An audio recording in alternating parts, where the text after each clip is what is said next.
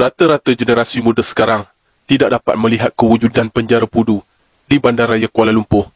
Pada tahun 2012, binaannya telah dirobohkan untuk memberi laluan kepada projek-projek pembangunan di kawasan berkenaan.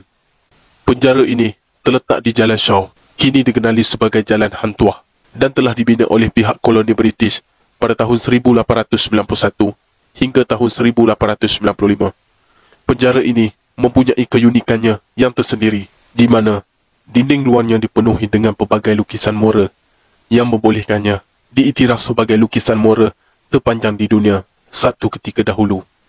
Apabila menceritakan mengenai kisah penjara Pudu, apa yang kita biasa dengar tentulah kisah yang kurang enak sahaja.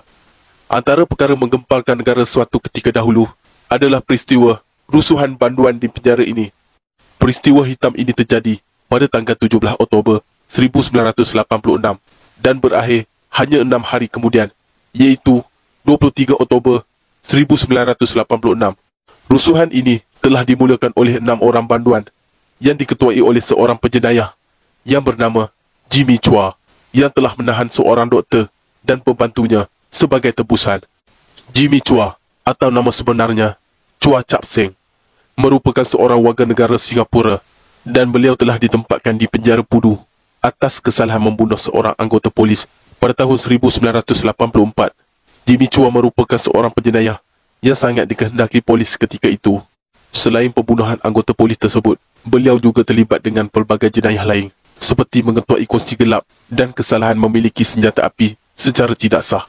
Dia akhirnya berjaya diberkas oleh anggota unit risikan D4 dari Ibu Pejabat Polis Kontijen Kuala Lumpur. Pada pagi 17 Oktober 1986 itu, seperti biasa, rutin pemeriksaan kesihatan akan dijalankan seperti biasa oleh doktor yang bertugas pada pagi itu. Dr. Razzi Jaafar, iaitu seorang doktor pakar kulit daripada Universiti Kebangsaan Malaysia dan pembantunya bertugas seperti biasa. Secara tiba-tiba, mereka diserang oleh 6 orang banduan yang telah diketuai oleh Jimmy Chua. Kumpulan ini menggunakan kasut tumit tinggi dan beberapa senjata lain yang telah diubah suai bagi menyerang doktor dan 2 orang pegawai perubatan.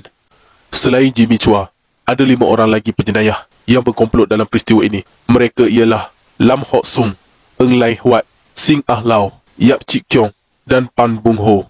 Kesemua mereka ditahan di penjara ini kerana kesalahan dibawa atas senjata api. Keadaan menjadi semakin rumit apabila bekalan elektrik di bilik perubatan tersebut turut dimatikan.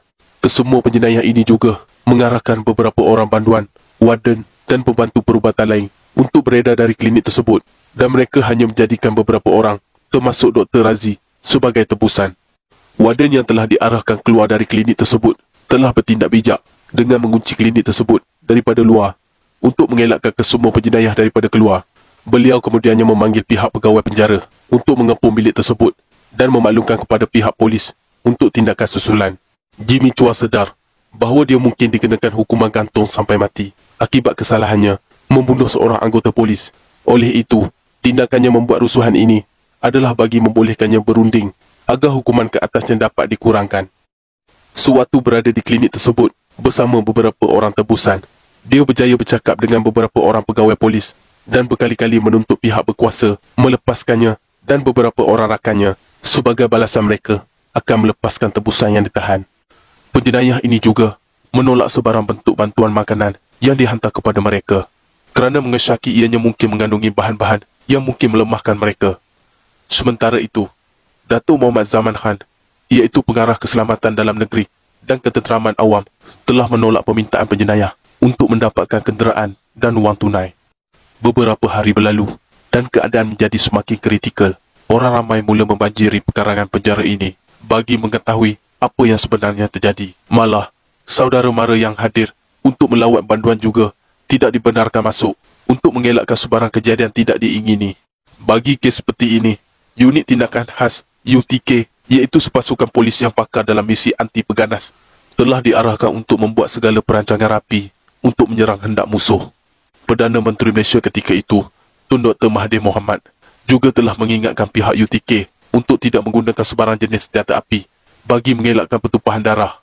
6 hari selepas krisis bermula, pasukan UTK akhirnya dapat mencari masa yang sesuai untuk bertindak. Dengan kekuatan seramai 12 orang anggota, mereka berjaya menyelinap masuk klinik tersebut tanpa disedari Jimmy Chua dan rakan-rakannya.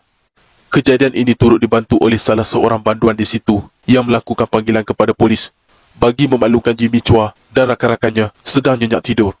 Banduan tersebut juga telah membantu membuka sebuah pintu pagar dawai di klinik tersebut tanpa disedari oleh penjenayah. Misi genting ini berakhir hanya dalam masa yang singkat. Hasil kecekapan UTK dan banduan yang memberi pertolongan. Tiada tembakan dilepaskan, hanya cota daratan digunakan bagi mempertahankan diri dan menahan penjenayah. Kecekapan UTK menyebabkan tiada kecederaan serius dialami dan penjenayah hanya mengalami kecederaan ringan.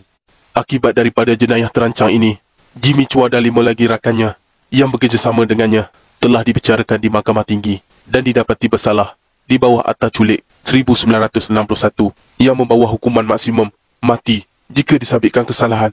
Mereka akhirnya dikenakan hukuman gantung pada 10 Oktober 1989. Sekian, terima kasih.